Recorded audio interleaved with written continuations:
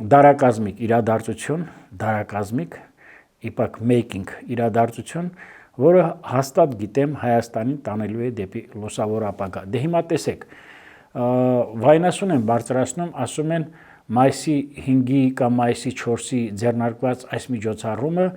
վարչապետ Փաշինյանն է խնդրել եվրոպական հարթակներում, որպեսզի լինի սա, դա դառնա քաղաքական PR ընտրություններից առաջ։ Թոշակների բարձրացումը նույն կերպ։ Արցախցիների 3 միլիոնը մերձ Երևանյան տարածքներում բնակվել է, հավաստագրերը մեկ անձին 4 միլիոնը նույնպես։ Ինձ մնում է ասել, որ կարծում եմ պիտի կառավարության ղեկավարը Նիկոլ Փաշինյանը մարտ ամսից կամ փետրվար ամսից կառավարության նիստերին չմասնակցի, պարփակված մնա իր տանը, քնի, կարդա, ճաշի